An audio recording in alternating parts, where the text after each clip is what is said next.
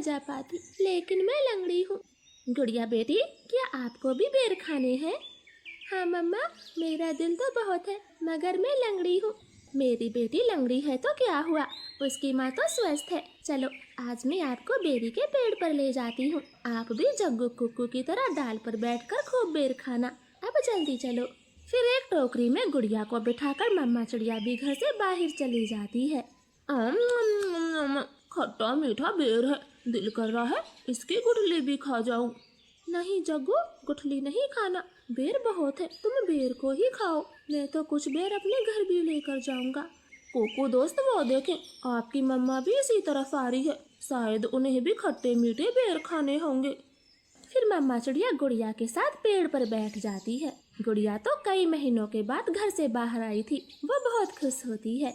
यहाँ कितना अच्छा लगता है, खुला आसमान, चारों तरफ पेड़ पौधे और ताजी ताजी हवा।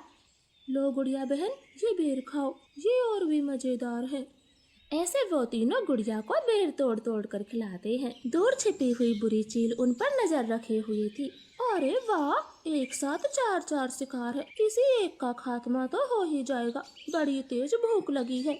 फिर वो बुरी चील धीरे धीरे बेरी के पेड़ तक पहुंच जाती है और एकदम से उन्हें घेर लेती। जग्गू और कुक्कू तो डर के मारे मम्मा चिड़िया के पीछे छुप जाते हैं।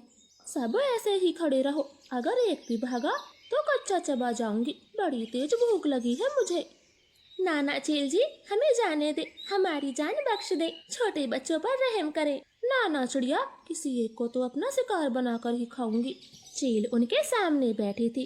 तभी धीरे से जग्गू कौवा कुक्कू के कान में बोलता है, कुक्कू दोस्त, इस चील को गुड़िया को सौंप देते हैं, वैसे भी गुड़िया लंगड़ी है, ये जी कर क्या करेगी, कम से कम हम तीनों की तो जान बचेगी। जग्गू की ये बात सुनकर कुक्कू तुरंत अपनी माँ से बोलता है, मम्मा मम्मा, गुड़िया को यहीं छोड़ दो और चलो यहाँ से, हम अपनी जान बचाते हैं। हाँ भाई, ये भी ठीक है, मेरा काम इस लंगड़ी चिड़िया से ही चल जाएगा, तुम सब चले जाओ। चील ने इतना कहा ही था कि तभी रानो चिड़िया जोर से चील को धक्का मारती है और पेड़ से नीचे गिरा देती। जग्गू कुक्कू, गुड़िया को साथ लेकर यहाँ से भाग जाओ, मैं इस चील को आपके पीछे नहीं आने दूंगी, बेटा जल्दी से भागो यहाँ से।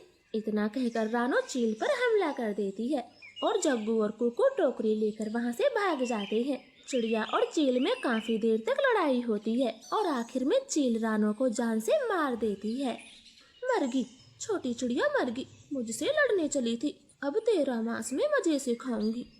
कुक्कू भाई, मम्मा अभी तक घर नहीं आई। मम्मा को चील ने मार दिया है, वरना वो अब तक आ जाती, क्या जरूरत थी मम्मा को वहाँ ले जाने की। भाई, अगर हम वहाँ न होते तो वो बुरी चील आपको खा जाती, आप ऐसा क्यों बोलते हो? नहीं, हम चील के हाथ कभी ना आते, वो तो तुम साथ में थी, इसलिए मम्मा ने चील से लड़ाई करने की सोची। तुम लंगड़ी थी ना, माँ को तेरी वजह से मरना पड़ा, अब तू ही माँ की हत्यारन है, समझी? ऐसे कुक्कू तो गुड़िया को ही दोषी ठहराता है। अब गुड़िया का ध्यान रखने वाला कोई नहीं था। कुक्कू सारे सारे दिन बाहर घूमता फिरता, वो लंगड़ी बहन का बिल्कुल भी ख्याल नहीं रखता, चाहे वो भूखी हो या फिर प्यासी हो।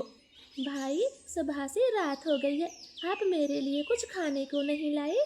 जंगल में भोजन की कमी हो गई है, अपना पेट भरना ही बड़ा मुश्किल है, ऐसे में तेरे लिए दाना कहाँ से लाता? ऐसा बोलकर कुक्कू तो सो जाता है। गुड़िया को पूरी रात नींद नहीं आती, क्योंकि वो तो कई दिनों से भूखी थी। मम्मा मम्मा, अगर आज आप जिंदा होती तो मेरा कितना ख्याल रखती, अब तो मुझे भी भूखा सोना पड़ता है, मैं क्या